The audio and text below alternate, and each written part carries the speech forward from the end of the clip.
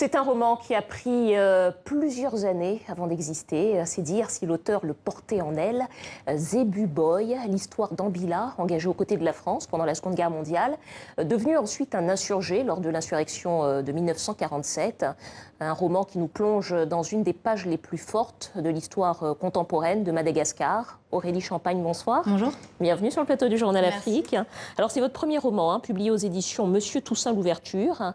Ambila, c'est le nom de votre personnage, et c'est son histoire que vous racontez, celle d'un homme qui est passé de l'autre côté. D'abord combattant pour la France, ensuite combattant contre la France.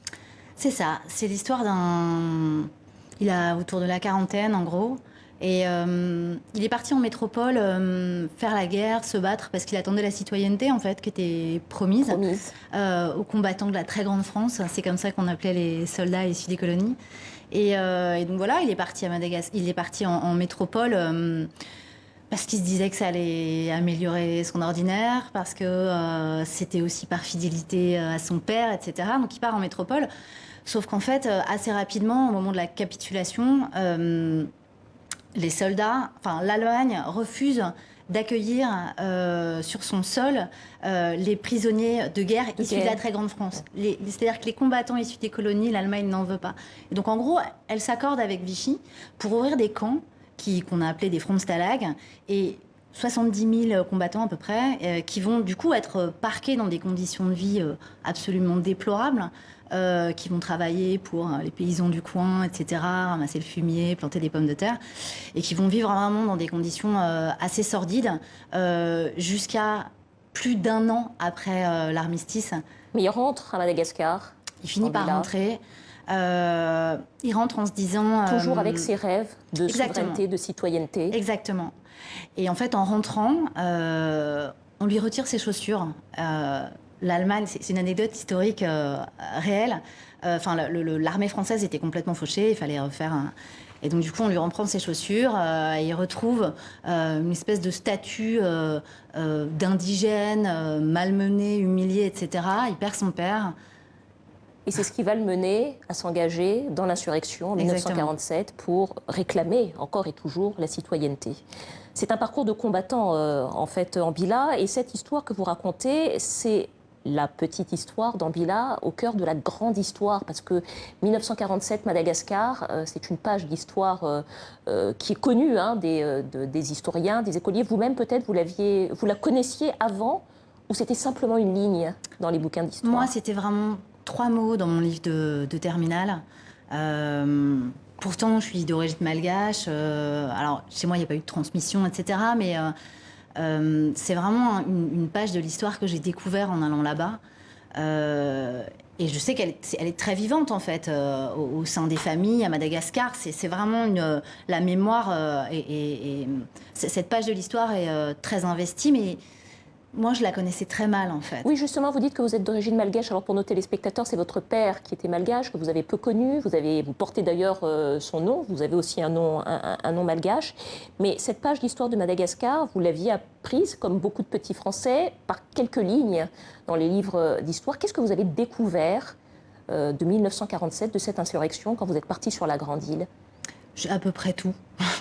À peu près tout. En fait... J'ai découvert déjà factuellement le déroulé de cette insurrection-là. Et puis j'ai découvert ce que je vous disais, à quel point ce moment historique était vivant, quoi, au sein de plein de familles, etc. Donc j'ai à peu près tout découvert, et en même temps, c'est une histoire qui est extrêmement sensible là-bas. Donc à la fois, j'ai absolument tout découvert, et en même temps, je suis rentrée, au moment quand je suis rentrée en France, j'étais complètement restée sur ma faim, en fait. Je comprenais rien.